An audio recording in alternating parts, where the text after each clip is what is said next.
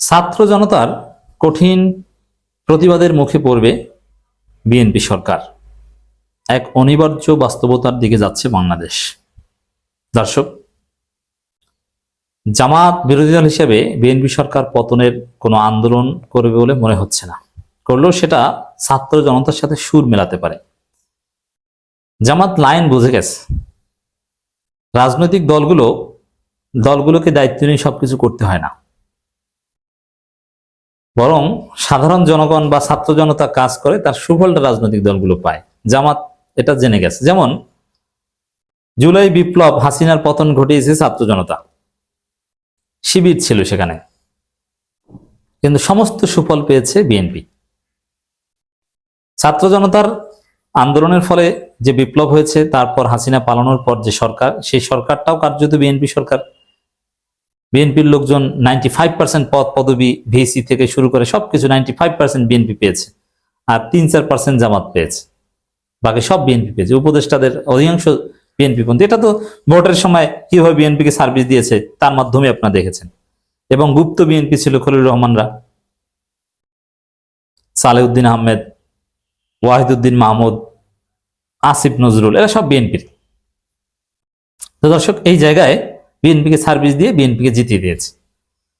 অন্তর্বর্তীকালীন সরকার, ওটাও ছিল বিএনপি সরকার, এবং সচিব থেকে শুরু করে আরো যত পদ 95% বিএনপির, এবং পরবর্তীতে ক্ষমতায় এসেছে বিএনপি। অথচ এই বিএনপি বলেছিল যে এই মুহূর্তে আমরা সরকার পতন নিয়ে ভাবছি না।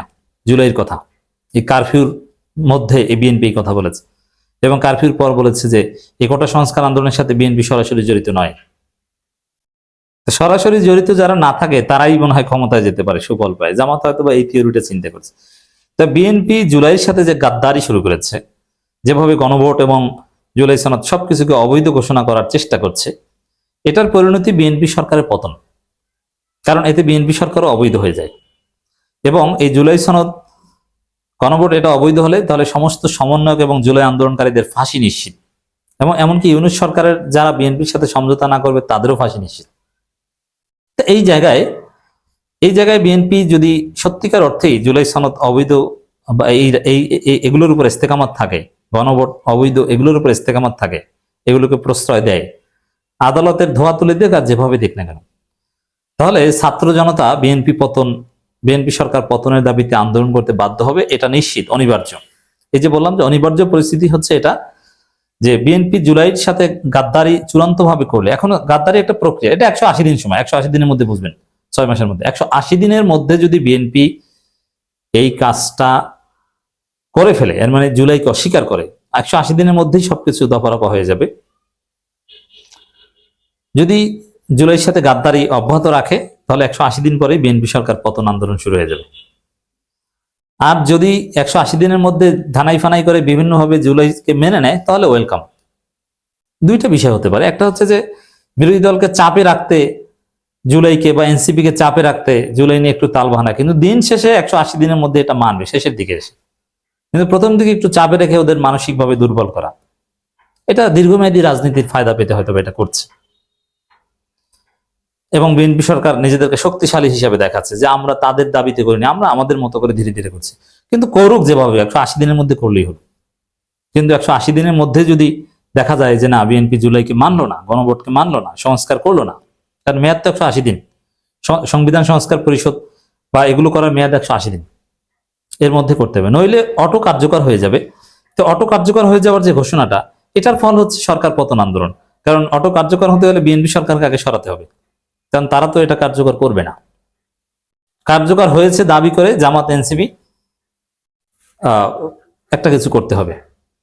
এখন এটা জামাত এনসিপি ওইভাবে সরাসরি না করলেও ছাত্র জনতা বাধ্য হয়ে তাদের জীবন বাঁচানোর জন্য এটা করবে। যার ফলে বিএনপির যে জুলাইয়ের সাথে গাদ্দারি, এতে জামাত সংসদে ঝগড়া করবে অথবা মিঠে মিঠে কর্মসূচি দিবে, কিন্তু সরাসরি বিএনপি সরকার পতনের কথা বলবে না। পতনের ডাক দিলে দিবে ছাত্র জনতা, এবং তার সুবিধাভোগী হবে জামাত। আগের বার সুবিধাভোগী হয়েছে বিএনপি, এবার সুবিধাভোগী হবে জামাত। জামাত এই ক্যালকুলেশন করছে। যাই হোক, এখানে আরো একটা বিষয় আছে। দেখেন, বিপ্লব শুরু হয়েছে, মানে 5 আগস্ট আমাদের বিপ্লবের প্রথম ধাপ। এর ফাইনাল ধাপ সামনে আছে। যেহেতু 5 আগস্ট টেস্ট পরীক্ষা ছিল, ফাইনাল পরীক্ষা হয়নি, সামনে একটা ধাপ আছে। তার মাধ্যমে জুলাই সনদ বা নতুন বাংলাদেশ, আগের যে মানে এই যে আমরা যে বাংলাদেশটাকে কানাডার মতো একটা সভ্য রাষ্ট্র হিসেবে দেখতে চাই, সিঙ্গাপুর, দক্ষিণ কোরিয়ার মতো এক সুশাসন দেখতে চাই, ইউরোপ আমেরিকার মতো সুশাসন দেখতে চাই, প্রতিষ্ঠানগুলো নিরপেক্ষ দেখতে চাই, তো এটা দেখতে হলে প্রচলিত কাঠামো ভেঙে দিতে হবে, সংস্কার করতে হবে।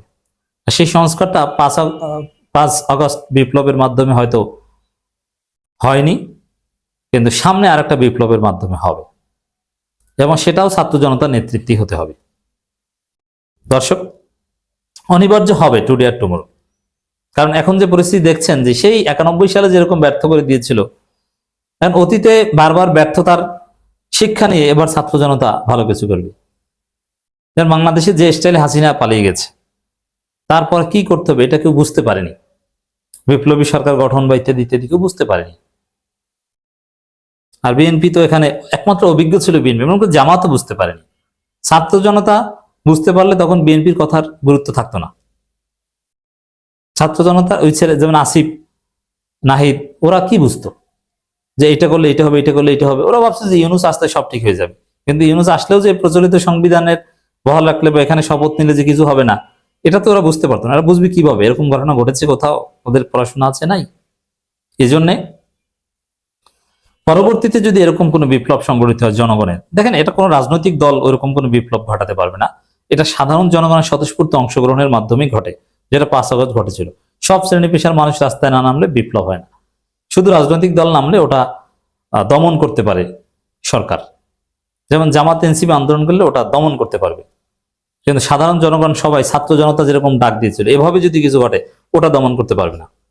হ্যাঁ, ওইটাকে দমন করার চেষ্টা করবে, ওটাকেও জামাত শিবির ট্যাগ দিবে, কিন্তু দমন করতে পারবে না।